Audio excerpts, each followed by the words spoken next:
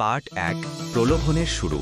হজরত ইউসুফ আলাইহিস সালাম ছিলেন অসাধারণ রূপবান ও চরিত্রবান।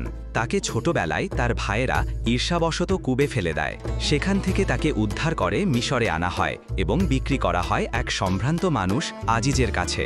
আজিজের স্ত্রী জুলেখা তাকে দেখতে পেয়ে মুগ্ধ হয়ে পড়ে তার রূপে। একদিন জুলেখা ঘরের সব দরজা বন্ধ করে বলল, এসো ইউসুফ, আমি তোমায় চাই। কিন্তু হজরত ইউসুফ আলাইহিস সালাম ভয় পান আল্লাহকে, অর্থাৎ আল্লাহর আশ্রয় নিই। আমি কখনোই এ অন্যায় করব না। পার্ট ২ জামা ছেঁড়া ও সত্য উদ্ঘাটন। হজরত ইউসুফ আলাইহিস সালাম দ্রুত দৌড়ে পালাতে চেষ্টা করেন। পিছন থেকে জুলেখা তার জামা ধরে টান দেন, ফলে জামা ছিঁড়ে যায়। ঠিক তখন দরজায় উপস্থিত আজিজ। জুলেখা চিৎকার করে বলে, তোমার প্রিয় দাস ইউসুফ আমার প্রতি অন্যায় করতে এসেছে। হজরত ইউসুফ আলাইহিস সালাম বললেন, না, সেই আমাকে ফুসলাতে চেয়েছে। একজন ঘরের মানুষ সাক্ষ্য দিল, যদি জামা সামনে থেকে ছেঁড়া হয় তবে ইউসুফ দোষী, আর যদি পিছন থেকে ছেঁড়া হয় তবে জুলেখাই দোষী। দেখা গেল জামাটি পিছন থেকে ছেঁড়া। সত্য উন্মোচিত হল। পার্ট ৩ রূপের বিস্ময় ও নারীদের প্রতিক্রিয়া। মিশরের নারীরা জুলেখাকে দোষ দিতে লাগল, তুমি নিজের দাসের প্রেমে পড়েছ। জুলেখা বলল, তোমরা যা বোঝো না তা নিয়ে কথা বলো, এসো তোমরা নিজেরা দেখো।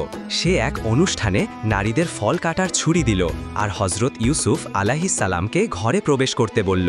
তার রূপ দেখে নারীরা এতটাই মুগ্ধ হয়ে গেল, তারা নিজের আঙুল কেটে ফেলল এবং বলল, আল্লাহু আকবার, এ তো মানুষ নয়, এ যেন এক ফেরেশতা।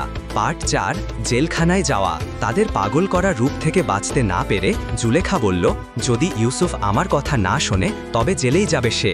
হজরত ইউসুফ আলাইহিস সালাম আল্লাহর দরবারে দোয়া করলেন, হে আল্লাহ, ওদের পাগলের ফাঁদে পড়ার চেয়ে জেলখানা আমার জন্য উত্তম। আল্লাহ তার দোয়া কবুল করলেন। তিনি জেলখানায় গেলেন কিন্তু পবিত্রতা বজায় রাখলেন। পার্ট ৫ নির্দোষ প্রমাণ ও সম্মানের পুনঃপ্রতিষ্ঠা। জেলখানায় দীর্ঘদিন থাকার পর একদিন মিশরের বাদশাহ এক রহস্যময় স্বপ্ন দেখেন। কারো পক্ষে তা ব্যাখ্যা করা সম্ভব হয় না। তখন কেউ জানায়, এক যুবক আছেন জেলখানায়, হজরত ইউসুফ আলাইহিস সালাম। তিনি স্বপ্ন ব্যাখ্যার বিশেষ জ্ঞান রাখেন। হজরত ইউসুফ আলাইহিস সালাম সুন্দরভাবে স্বপ্নের ব্যাখ্যা দেন। রাজা খুশি হয়ে বলেন, তাকে মুক্ত করে আনো। কিন্তু হজরত ইউসুফ আলাইহিস সালাম বললেন, আগে আমার উপর যে মিথ্যা অপবাদ দেয়া হয়েছিল তার সত্যতা যাচাই হোক। তদন্তে সত্য প্রকাশ পায়, জুলেখা স্বীকার করে, আমিই তাকে ফুসলাতে চেয়েছিলাম, সে তো ছিল নির্দোষ সত্যবাদী।